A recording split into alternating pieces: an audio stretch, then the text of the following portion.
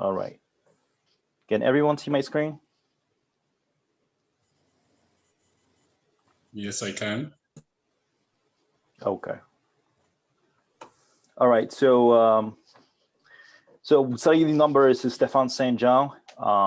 This is what we're going to be speaking about. This course has been scheduled on my lead to talk about all the that you have in the agenda right now, and it's going to help you. Anybody not speaking, can you please go on mute? 189? No, one. All right, let me see. Go ahead and mute the person. All right. So what we're going to be speaking about is, as you saw in the flyer, the agenda manifesto, how we get to Scrum, right?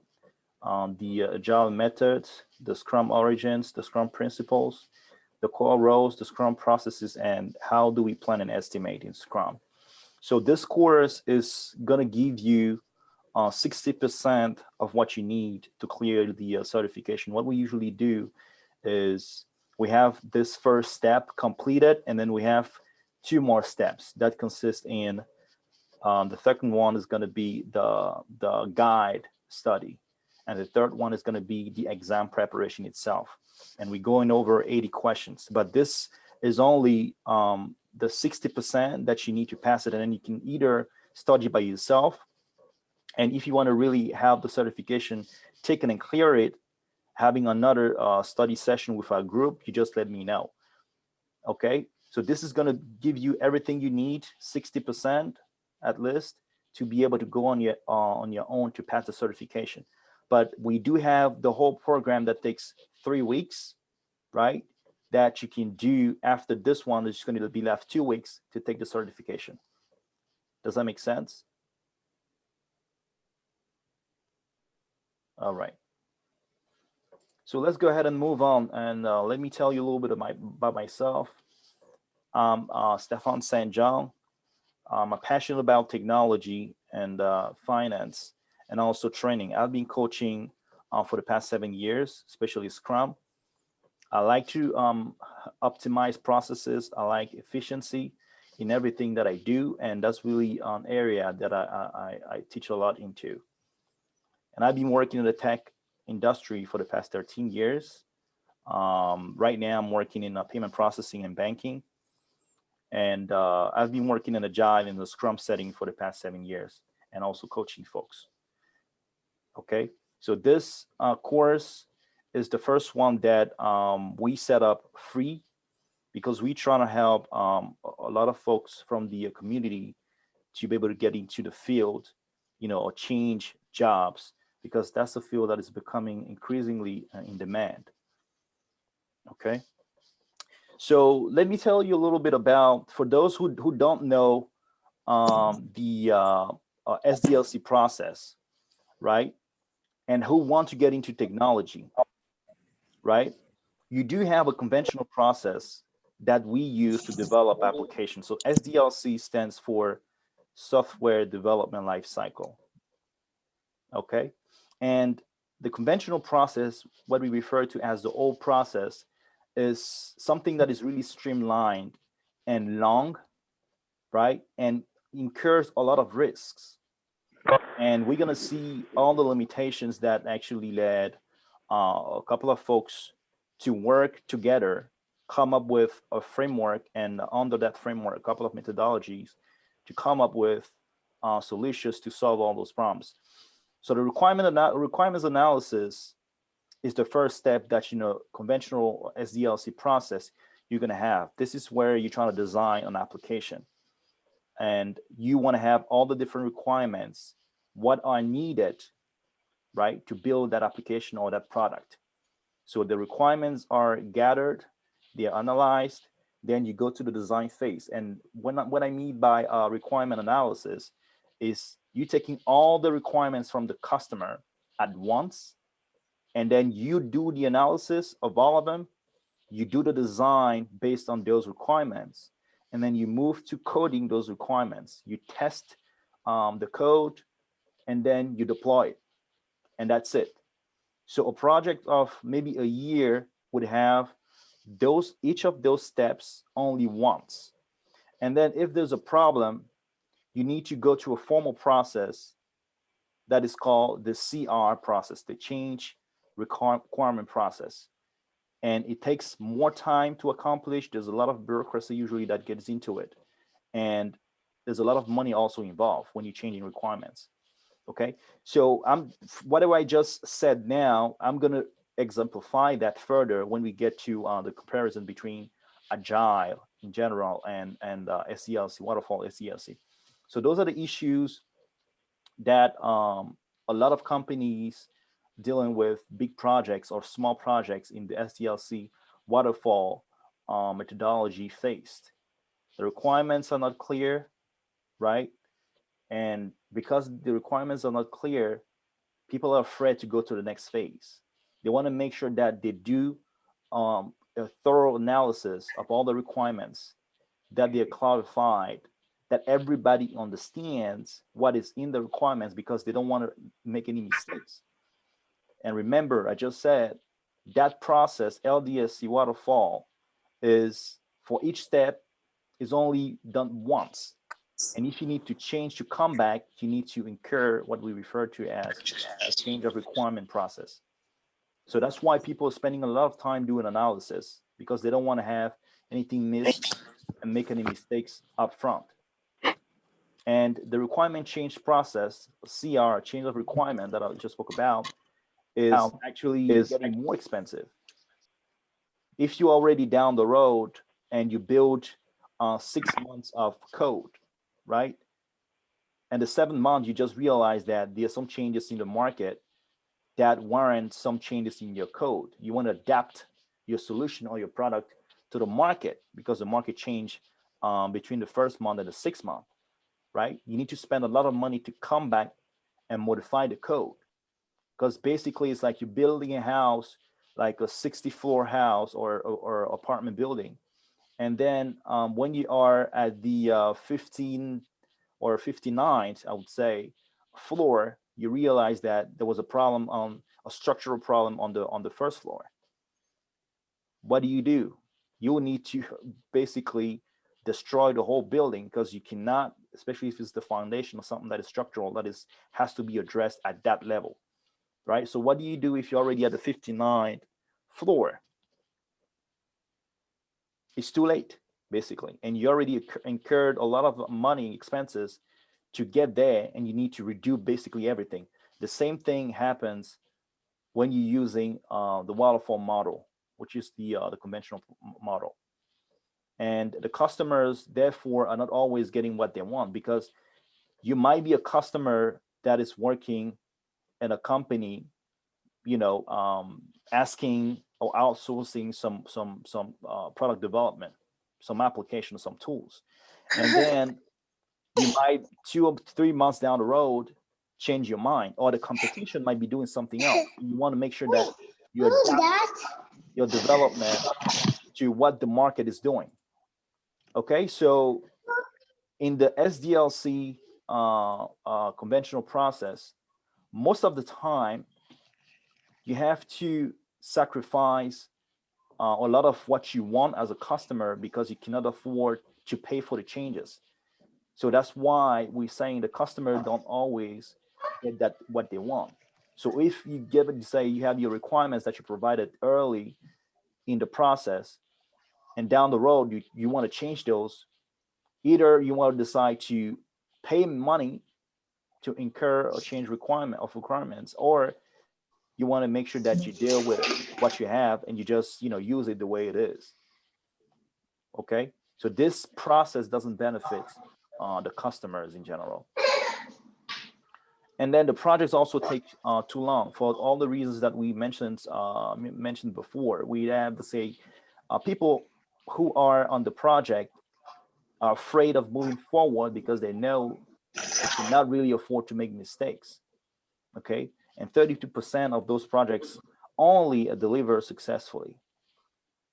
Okay, and the more time you take to deliver a product or a solution to the market, TTM, the time to market is longer, the more money you incur, and the less likely you'll have an ROI that is positive. That's the return of investment. Okay. So I'm going to stop here and I'm going to see if there's any question.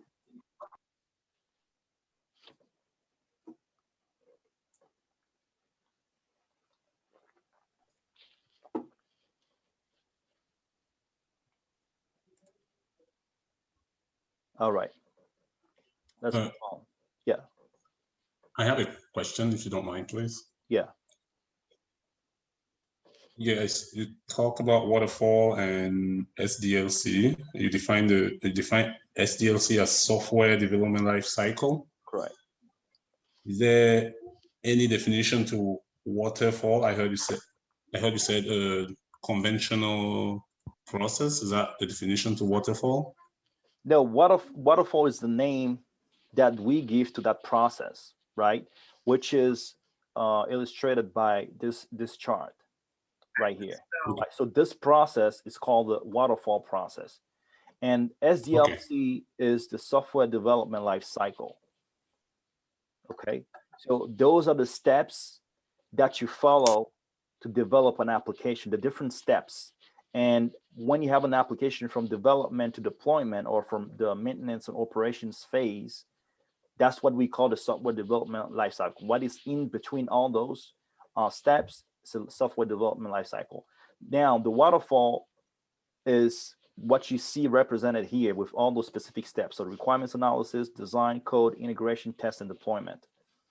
Okay. Now, if you develop software in Scrum, then you also have to use a software development lifecycle with different steps. But that's still all the processes that you use, that you put in place to deliver a software. That's what we call the software development lifecycle. Okay. It's like a product lifecycle. You develop it, you design, you test, you deploy, and do the maintenance. Just like anything else, like a car or whatever else you want to develop as a product. But just happens to be, in this case, SDLC is the PLC, product or project lifecycle for software, basically. Does that make sense? Yes, it does. Thank you. Okay. Any other question?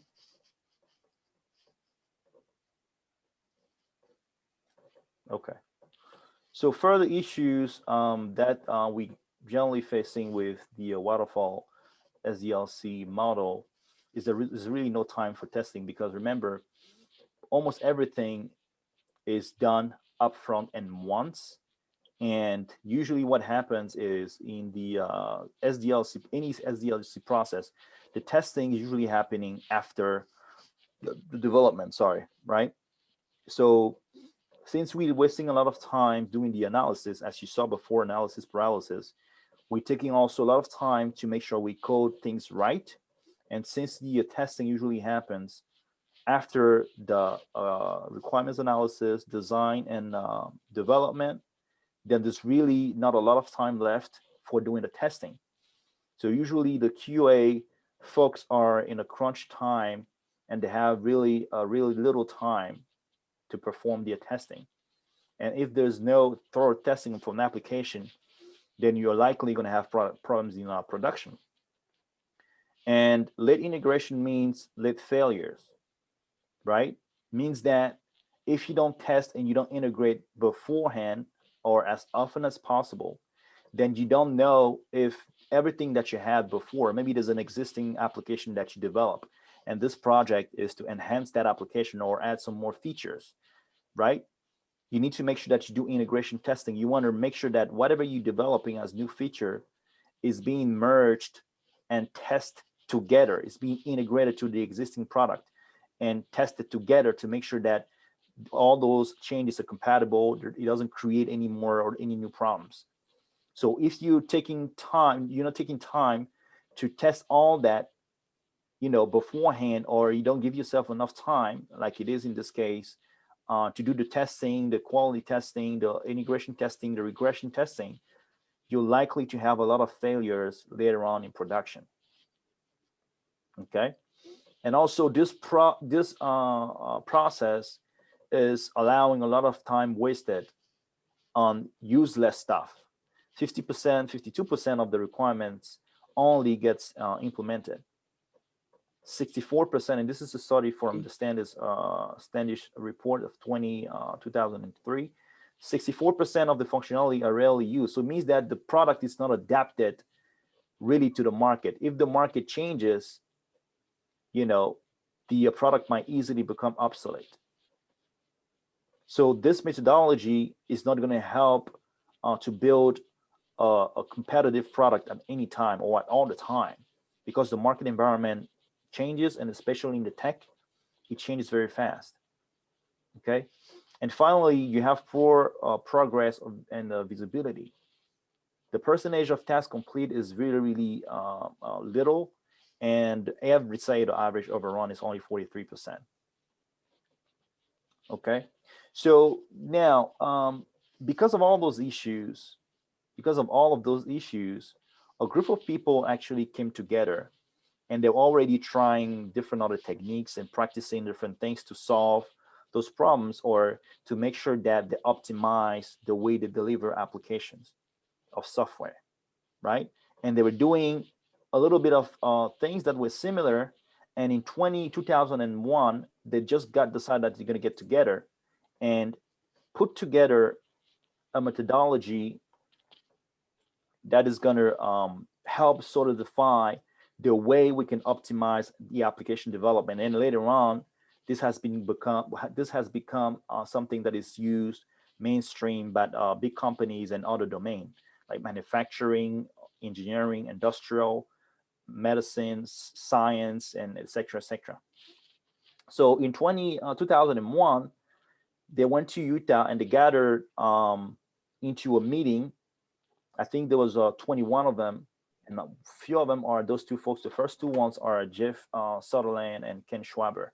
Okay, those are the ones who created the Scrum process back in the 90s, right? Early 90s. And all those other folks created other methodology like XP, extreme programming, etc., lean, and all that. So they got together and they saw that most of the things that they're doing are similar, and they're trying to solve the same problems that we described earlier here. Okay. And once they did that, they decided that they were going to come up with the term Agile to describe a new breed of Agile methods. And those methods, I'm going to show that to you in a few seconds. Just list them in a few seconds, and you're going to see the list of all of them. It's probably around 20. Okay. And they came up with something that they refer to as the Agile Manifesto for software development, that provides the values and the principles on how to implement any Agile methodology, because Agile is like an umbrella under which you have different other methodologies, like a framework under which you have other methodologies. Okay, you have Scrum, XP, Kanban, UAD, etc., etc. So once they came up with that, they listed under it a couple of points that are part of the Agile Manifesto, and they agreed that individuals and interaction are better than process and tools. Okay, so they favor having people working together, okay, to spark ideas and creativity, instead of forcing them to set themselves into specific processes and tools in a rigorous manner. So it allows people to be flexible in the way they think and the way they produce solutions. Okay, so they say working software are preferred over comprehensive documentation. Working software are what the customers want in production. They don't want documentation. They want stuff that work, that add values to their businesses. Okay, they don't want documents or paperwork. They're saying customer collaboration is better over contract negotiation. So they want to have the customers involved all the way through the processes of developing their products, to get the inputs at any time and make sure that they like what they see and they like what is being built. And if they don't like it, to feel like they can easily provide input or make changes at any time, instead of having the customer signing agreement of doing this, that upfront and not being able to change anything, and being locked into contracts that they cannot change unless they pay additional money to go through the CR process, the change of requirement. And the last one is related to the changes. You want to have a process in place that is good at responding to change. And you don't want to have a process where you're just following a plan at all cost. Okay? So a plan is good only if it solves the issue or delivers value. But we know that our environment, especially the software development environment, the tech industry in general, is changing rapidly. Okay, and you need to be able to respond to it and adapt your products accordingly. All right, so those are what we refer to as the Agile Manifesto. I'm going to stop here and I'm going to ask if there's any question.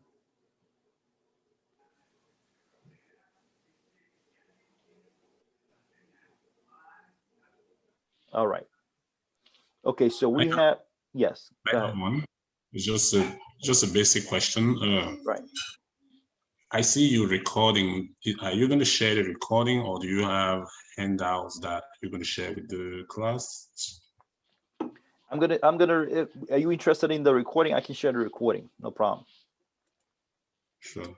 Yeah. Thank you. Okay, sure. Any other question?